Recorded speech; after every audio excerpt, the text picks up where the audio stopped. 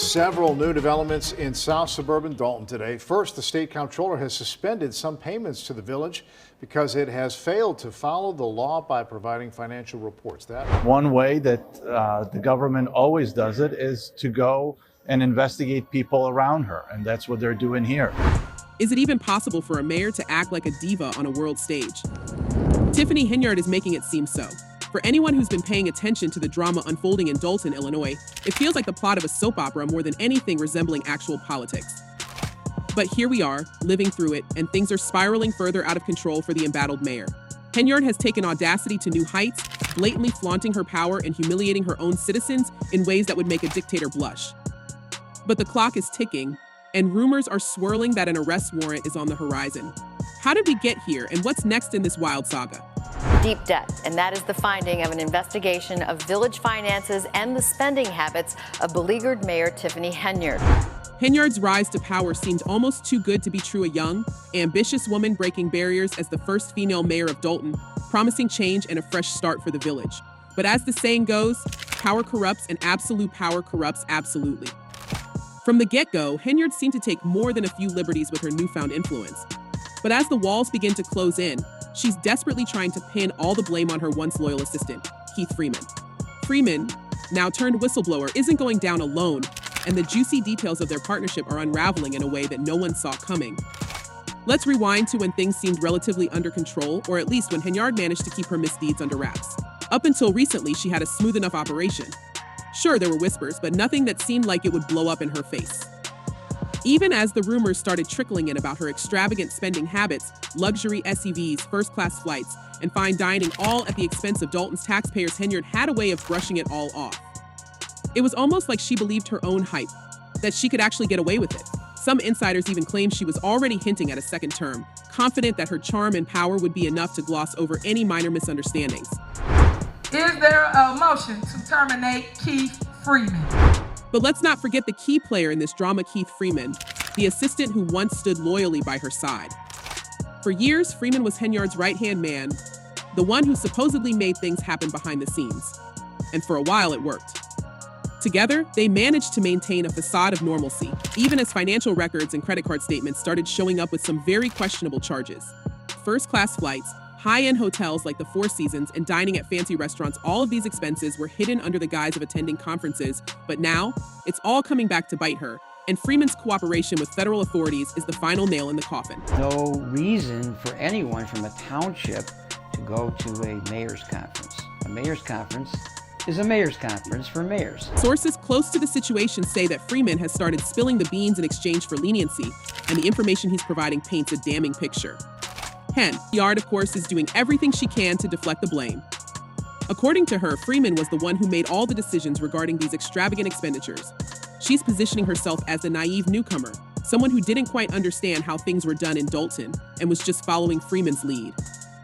It's almost laughable, really. She's the mayor, yet she wants people to believe she had no clue that spending thousands of taxpayer dollars on a 5-day trip to Austin, Texas wasn't above board.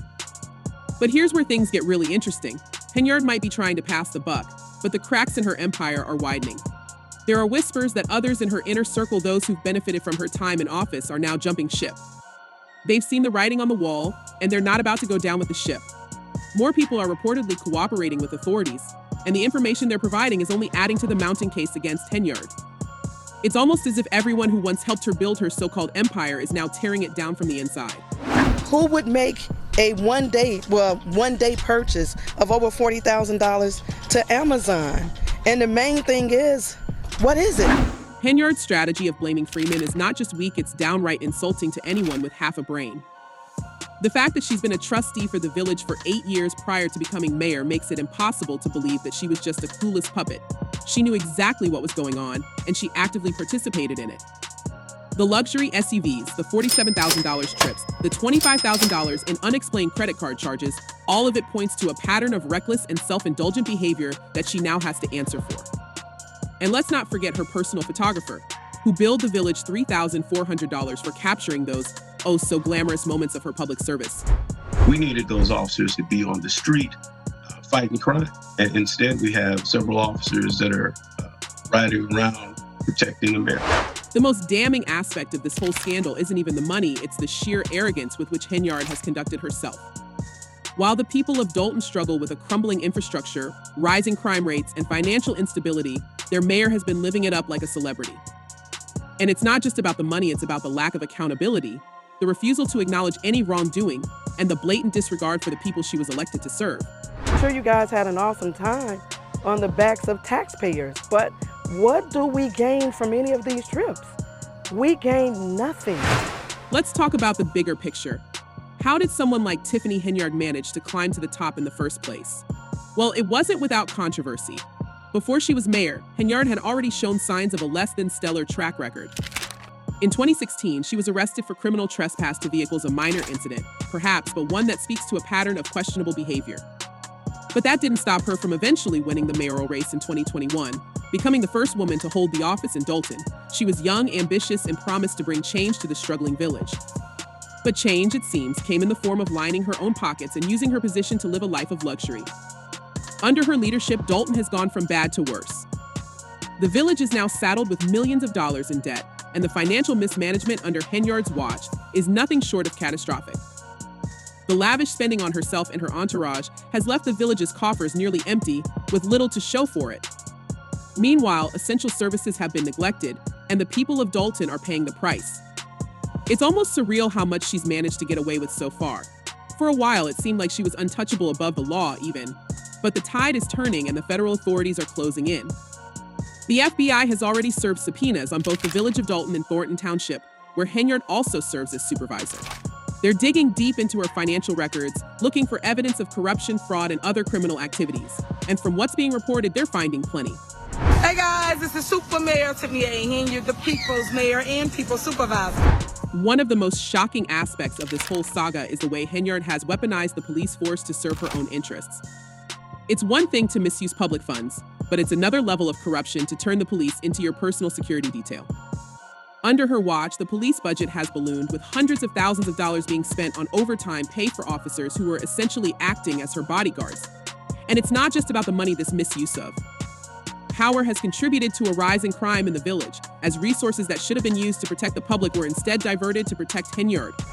But it saddens my heart that you are up here at this special meeting and not downstairs where we have big bingo. Henyard's abuse of power doesn't stop there. She's also been accused of using her position to retaliate against anyone who crosses her. Former allies who've dared to speak out against her have found themselves on the receiving end of her wrath, fired, demoted, or otherwise pushed out. And who does she replace them with? People with their own shady pasts, of course. Take, for example, Louis Lacey, the deputy police chief she's so determined to keep in power, despite his own legal troubles. Lacey, who has been indicted on charges of bankruptcy fraud, is just one of many questionable characters Henyard has surrounded herself with. And then there's her so-called charity. Tiffany Henyard Cares, the name alone is laughable, given what we now know about her priorities. This charity, which supposedly helps people battling cancer, has been another way for Henyard to funnel public money into her own pockets. Thousands of dollars have been spent on meals, hotel rooms, and other expenses under the guise of charitable events, money that should have gone to helping those in need, but instead went to furthering Henyard's own lavish lifestyle. The Illinois Attorney General's office has even threatened legal action against the charity for failing to file required financial disclosures, adding yet another layer of scandal to Henyard's already tarnished reputation. But what's most telling is the way Henyard has responded to the growing pressure. Instead of showing any remorse or acknowledging her mistakes, she's doubled down, lashing out at her critics and portraying herself as a victim. She's accused the media of spreading fake news and has gone so far as to call the investigations against her a political witch hunt. It's a classic tactic: shift the blame, create a distraction, and hope that the truth gets buried in the chaos. But it's not working, and the people of Dolton are fed up. You know, wrong is wrong, and there's a time to hold people responsible and accountable for their actions. Even her closest supporters are starting to turn against her. Trustees who once stood by her are now openly challenging her decisions, voting to regulate the budgets for the extravagant events she loves to throw and questioning the spending on her lavish trips. At a recent meeting, one trustee didn't hold back, calling out Henyard's behavior and demanding answers. But instead of addressing the concerns, Henyard dismissed them, ridiculing the trustee and showing just how out of touch she's become. At this point, it's hard to see how Henyard can come back from this. The legal troubles are mounting, her inner circle is crumbling, and the people she was elected to serve are calling for her resignation. But in typical Henyard fashion, she's not going down without a fight. she's still clinging to power, using every trick in the book to try and stave off the inevitable. But with an arrest warrant reportedly in the works and more people cooperating with the feds, it's only a matter of time before her house of cards comes crashing down. So what do you all think? Is Tiffany Henyard going to face justice, or will she find a way to escape yet another scandal? Do you believe her defense that she was just following her assistant's lead, or is this all part of a bigger plan to deflect blame? Let us know your thoughts in the comments below. Until next time.